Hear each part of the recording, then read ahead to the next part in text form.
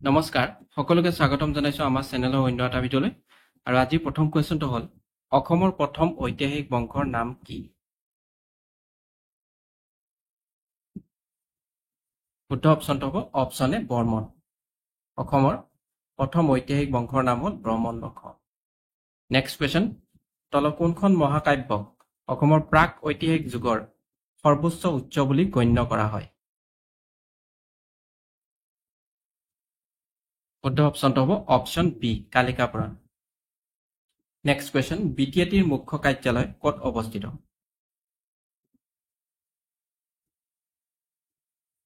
শুদ্ধ অপচনটো হ'ব অপচন বি কোকৰাঝাৰ বিটিএটিৰ মুখ্য কাৰ্যালয় কোকৰাঝাৰত অৱস্থিত নেক্সট কোৱেশ্চন গান্ধীৰ মতে অসমৰ সৰুজনী কোন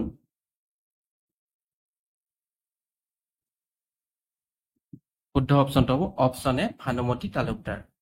মহাত্মা গান্ধীৰ মতে অসমৰ সৰুজনী হ'ল Bhanumati Talukdar next question doctor Bhupen হাজৰিকাৰ আত্মজীৱনীমূলক গ্ৰন্থখনৰ নাম কি শুদ্ধ অপচনটো হ'ব অপচন চি মই এটি যাযাবৰ নেক্সট কোৱেশ্চন অসম সন্থাৰ প্ৰথম অধিৱেশন ক'ত অনুষ্ঠিত হৈছিল শুদ্ধ অপচনটো হ'ব option B Dibrugarh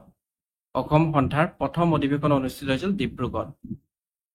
next question 1905 চনত কাৰ নেতৃত্বত অসমত স্বদেশী আন্দোলন হৈছিল শুদ্ধ অপচনটো হ'ব অপচন চি অম্বিকাগিৰি ৰায়চৌধুৰী অম্বিকাগিৰি ৰায়চৌধুৰীৰ নেতৃত্বত 1905 চনত অসমত স্বদেশী আন্দোলন হৈছিল নেক্সট কোৱেশ্চন কোন চনত ভাষাৰ ভিত্তিত ৰাজ্য পুনৰ্গঠিত হৈছিল শুদ্ধ অপচনটো হ'ব অপচন বি 1956 চনত নেক্সট কোৱেশ্চন পদ্মশ্ৰী সন্মান লাভ কৰা প্ৰথম অসমীয়া মহিলাগৰাকী কোন আছিল শুদ্ধ অপচনটো হ'ব অপচন ডি অমলপ্ৰভা দাস পদ্মশ্ৰী সন্মান লাভ কৰা প্ৰথম অসমীয়া মহিলাগৰাকী আছিল Amalprabha Das next question Eden Garden stadium ভাৰতৰ ক'ত অৱস্থিত শুদ্ধ অপচনটো হ'ব option B Kolkata Eden Garden stadium ভাৰতৰ কলকাতাত অৱস্থিত নেক্সট কোৱেশ্চন ভাত বুৰঞ্জীত কাক জ্ঞানী মূৰ্খ ৰজা বোলা হয় শুদ্ধ অপচনটো হ'ব অপচন এ মহম্মদ বিন তুগলক মহম্মদ বিন তুগলকক ভাত বুৰঞ্জীত জ্ঞানী মূৰ্খ ৰজা বুলি জনা যায় নেক্সট কোৱেশ্চন কোন তাৰিখে অসমত গড় দিৱস পালন কৰা হয় শুদ্ধ অপচনটো হ'ব অপচন এ 22 ছেপ্টেম্বৰ তাৰিখে অসমত গড় দিৱস পালন কৰা হয় নেক্সট কোৱেশ্চন ভাৰত ৰত্ন বঁটা বিজয়ী প্ৰথম অসমীয়াৰ নাম কি শুদ্ধ অপচনটো হ'ব অপচন চি গোপীনাথ বৰদলৈ ভাৰত ৰত্ন বঁটা লাভ কৰা প্ৰথম অসমীয়া হ'ল গোপীনাথ বৰদলৈ নেক্সট কোৱেশ্চন বৰাইল বন্যপ্ৰাণী অভয়াৰণ্য অসমৰ কোনখন জিলাত অৱস্থিত শুদ্ধ অপচনটো হ'ব অপচন চি কাছাৰ বৰাইল বন্যপ্ৰাণী অভয়াৰণ্যখন অসমৰ কাছাৰ জিলাত অৱস্থিত নেক্সট কুৱেশ্যন খো আৰু বেছবলত কিমানজন খেলুৱৈ থাকে শুদ্ধ অপচনটো হ'ব অপচন বি 9 জন নেক্সট কুৱেশ্যন অলিম্পিক গেমছত পদক জয় কৰা প্ৰথম ভাৰতীয় মহিলা কোন আছিল শুদ্ধ অপচনটো হ'ব অপচন ডি কৰ্ণম মাল্লেশ্বৰী নেক্সট কুৱেশ্যন খেন বংশৰ প্ৰতিষ্ঠাপক ৰজাজনৰ নাম কি শুদ্ধ অপচনটো হ'ব অপচন এ নীলধ্বজ খেন বংশৰ প্ৰতিষ্ঠাপক ৰজাজনৰ নাম আছিল নীলধ্বজ নেক্সট কুৱেশ্যন জ্ঞানপীঠ বঁটা বিজয়ী প্ৰথম অসমীয়া মহিলাৰ নাম কি শুদ্ধ অপচনটো হ'ব option C doctor Mamoni Raisom Goswami Jnanpith বঁটা বিজয়ী প্ৰথম অসমীয়া মহিলাৰ নাম হ'ল doctor Mamoni Raisom Goswami next question Baisagu উৎসৱ কোন জনগোষ্ঠীৰ দ্বাৰা উদযাপন কৰা হয় শুদ্ধ অপচনটো হ'ব অপচন ডি বড়ো বৈশাগু উৎসৱ উদযাপন কৰে বড়োসকলে নেক্সট কুৱেশ্যন কোন আছিল মৌৰ্য বংশৰ প্ৰতিষ্ঠাপক শুদ্ধ অপশ্যনটো হ'ব অপশ্যন সি চন্দ্ৰগুপ্ত মৌৰ্য মৌৰ্য বংশৰ প্ৰতিষ্ঠাপক আছিল চন্দ্ৰগুপ্ত মৌৰ্য নেক্সট কোৱেশ্চন হাতী মহোৎসৱ কোনটো ৰাষ্ট্ৰীয় উদ্যানত আয়োজন কৰা হয় শুদ্ধ অপশ্যনটো হ'ব অপশ্যন এ কাজিৰঙা ৰাষ্ট্ৰীয় উদ্যান কাজিৰঙা ৰাষ্ট্ৰীয় উদ্যানত হাতী মহোৎসৱ আয়োজন কৰা হয় নেক্সট কোৱেশ্চন ইণ্ডিকা কোন ভাষাত লিখা হৈছিল শুদ্ধ অপশ্যনটো হ'ব অপশ্যন এ গ্ৰীক ভাষাত ইণ্ডিকা লিখা হৈছিল গ্ৰীক ভাষাত নেক্সট কোৱেশ্চন কামৰূপৰ বিক্ৰমাদিত্য বুলি কোনজন ৰজাক কোৱা হয় শুদ্ধ অপশ্যনটো হ'ব অপশ্যন ডি নৰনাৰায়ণক কামৰূপৰ বিক্ৰমাদিত্য বুলি কোৱা হয় নেক্সট কোৱেশ্চন নাগাৰ্জুন সাগৰ বান্ধ কোনখন নদীত অৱস্থিত শুদ্ধ অপশ্যনটো হ'ব অপশ্যন এ কৃষ্ণা নদী নাগাৰ্জুন সাগৰ বান্ধ কৃষ্ণা নদীত অৱস্থিত নেক্সট কোৱেশ্চন অষ্ট্ৰেলিয়াৰ ৰাজধানী কি শুদ্ধ অপশ্যনটো হ'ব অপশ্যন বি কেনবেৰা অষ্ট্ৰেলিয়াৰ ৰাজধানীৰ নাম হ'ল কেনবেৰা আৰু অষ্ট্ৰেলিয়াৰ মুদ্ৰা হ'ল Australian dollar next question GST কেতিয়া কাৰ্যকাৰী হৈছিল শুদ্ধ অপশ্যনটো হ'ব অপশ্যন ডি 2017 চনৰ 1 জুলাই তাৰিখে জিএছটি কাৰ্যকাৰী হৈছিল নেক্সট কোৱেশ্চন লুথাল চহৰখন বৰ্তমান ক'ত অৱস্থিত শুদ্ধ অপশ্যনটো হ'ব অপশ্যন এ গুজৰাট লুথাল চহৰখন বৰ্তমান গুজৰাটত অৱস্থিত নেক্সট কোৱেশ্চন ভলীবলত কিমানজন খেলুৱৈ থাকে শুদ্ধ অপশ্যনটো হ'ব অপশ্যন এ 6 জন ভলীবলত 6 জন খেলুৱৈ থাকে নেক্সট কোৱেশ্চন বৰ্তমান অসমৰ ৰাজ্যপাল গৰাকী কোন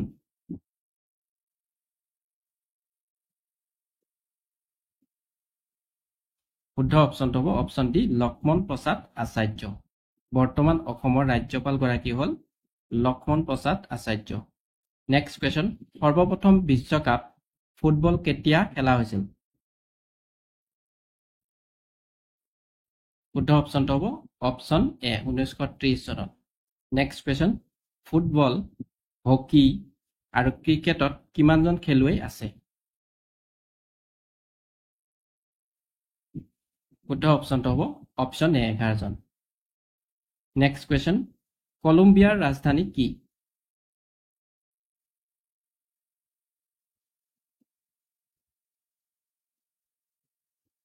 শুদ্ধ অপশ্যনটো হ'ব অপশ্যন ডি বগোটা কলম্বিয়াৰ ৰাজধানী হ'ল বগোটা আৰু মুদ্ৰাৰ নাম হ'ল কলম্বিয়ান পেছো নেক্সট কোৱেশ্চন তলত দিয়া ভাৰতৰত্ন বঁটা লাভ কৰা প্ৰথম ভাৰতীয় কোন আছে শুদ্ধ অপশ্যনটো হ'ব অপশ্যন ডি ওপৰ তিনিটা Chakravarti Raja Gopalachari doctor Sarvepalli Radhakrishnan C V Raman এই তিনিজনক একেলগে ভাৰতৰত্ন বঁটা প্ৰদান কৰা হৈছিল নেক্সট কোৱেশ্চন অৰ্জুন বঁটা বিজয়ী ভোগেশ্বৰ বৰুৱাৰ জন্মদিনটো কি দিৱস হিচাপে উদযাপন কৰা হয় শুদ্ধ অপশ্যনটো হ'ব অপশ্যন বি অভিৰুচি ক্ৰিয়া দিৱস নেক্সট কোৱেশ্চন সংবিধান সভাৰ খচৰা কমিটিত থকা অসমৰ সদস্য কোন আছিল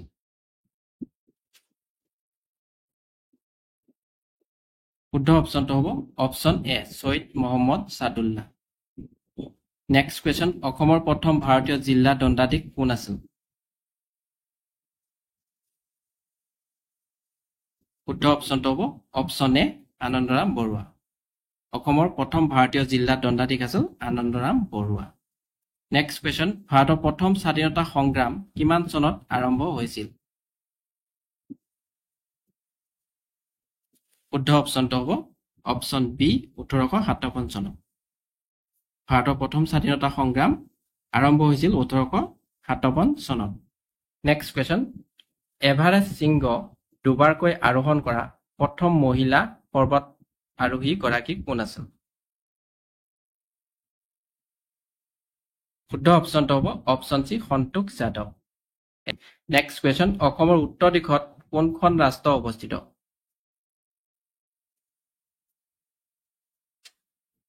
শুদ্ধ অপশ্যনটো হ'ব option C Bhutan next question 2011 চনৰ লোকপিয়লৰ তথ্য অনুসৰি অসমৰ কোনখন জিলাত সাক্ষৰতা হাৰ সৰ্বাধিক শুদ্ধ অপশ্যনটো হ'ব option D Kamrup metro' next question নিম্নলিখিত কোনটো স্থানে অসম আৰু অৰুণাচলক সংলগ্ন কৰিছে শুদ্ধ অপশ্যনটো হ'ব অপশ্যন এ ডিৰাং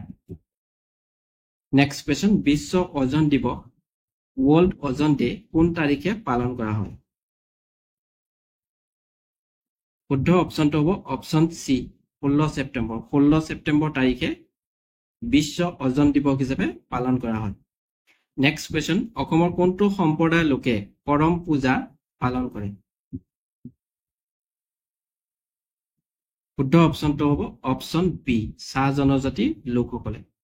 অসমৰ চাহ জনজাতি লোকসকলে কৰম পূজা পালন কৰে নেক্সট কুৱেশ্যন জনসংখ্যাৰ ফালৰ পৰা ভাৰতৰ ৰাজ্যসমূহৰ ভিতৰত অসমৰ স্থান কিমান শুদ্ধ অপশ্যনটো হ'ব অপশ্যন ডি 15th জনসংখ্যাৰ ফালৰ পৰা ভাৰতৰ ৰাজ্যসমূহৰ ভিতৰত অসমৰ স্থান হ'ল 15তম নেক্সট কুৱেশ্যন কাক ভাৰতৰ নেপোলিয়ন হিচাপে জনা যায় শুদ্ধ অপশ্যনটো হ'ব অপশ্যন এ সমুদ্ৰগুপ্তক ভাৰতৰ নেপোলিয়ন হিচাপেও জনা যায় নেক্সট কুৱেশ্যন অসমৰ কোনখন জিলাত জনবসতি সৰ্বনিম্ন শুদ্ধ অপশ্যনটো হ'ব অপশ্যন বি ডিমা হাছাও জিলাখনত জনবসতি সৰ্বনিম্ন হয় নেক্সট কুৱেশ্যন 2011 চনৰ লোকপিয়লৰ তথ্য অনুসৰি অসমৰ মহিলা শিক্ষিত হাৰ কিমান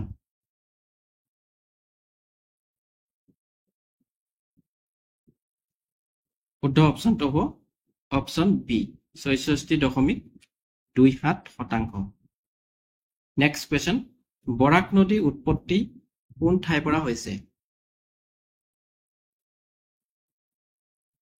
শুদ্ধ অপশ্যনটো হ'ব অপশ্যন বি মণিপুৰ পাহাৰ বৰাক নদীৰ উৎপত্তি হৈছে মণিপুৰ পাহাৰৰ পৰা next question Indian civil service পৰীক্ষাত উত্তীৰ্ণ হোৱা প্ৰথম অসমীয়া ব্যক্তিগৰাকী কোন আছিল শুদ্ধ অপশ্যনটো হ'ব option A Anandaram Barua Indian civil service পৰীক্ষাত উত্তীৰ্ণ হোৱা প্ৰথম অসমীয়া ব্যক্তিগৰাকী আছিল আনন্দৰাম বৰুৱা নেক্সট কুৱেশ্যন সোণাই ৰূপাই বন্যপ্ৰাণী অভয়াৰণ্যখন ক'ত অৱস্থিত শুদ্ধ অপশ্যনটো হ'ব অপশ্যন এ শোণিতপুৰ সোণাই ৰূপাই বন্যপ্ৰাণী অভয়াৰণ্যখন শোণিতপুৰত অৱস্থিত নেক্সট কুৱেশ্যন কোন তাৰিখত ৰাষ্ট্ৰসংঘ দিৱস পালন কৰা হয় শুদ্ধ অপশ্যনটো হ'ব অপশ্যন এ 24 অক্টোবৰ তাৰিখে ৰাষ্ট্ৰসংঘ দিৱস হিচাপে পালন কৰা হয় নেক্সট কুৱেশ্যন মহেঞ্জোদাৰো সভ্যতা কোনে আৱিষ্কাৰ কৰিছিল শুদ্ধ অপশ্যনটো হ'ব অপশ্যন এ আৰ ডি বেনাৰ্জী মহেঞ্জোদাৰো সভ্যতা আৱিষ্কাৰ কৰিছিল আৰ ডি বেনাৰ্জীয়ে নেক্সট কুৱেশ্যন মাটিকালি ফালৰ পৰা অসমৰ ক্ষুদ্ৰতম জিলা কোনখন নেক্সট কুৱেশ্যন মাটিকালি ফালৰ পৰা অসমৰ ক্ষুদ্ৰতম জিলাৰ নাম কি শুদ্ধ অপশ্যনটো হ'ব অপশ্যন চি দক্ষিণ শালমাৰা মানকাছাৰ মাটিকালি ফালৰ পৰা অসমৰ ক্ষুদ্ৰতম জিলাখনৰ নাম হ'ল দক্ষিণ শালমাৰা মানকাছাৰ নেক্সট কুৱেশ্যন ব্ৰহ্মপুত্ৰ নদীৰ উৎস কোনটো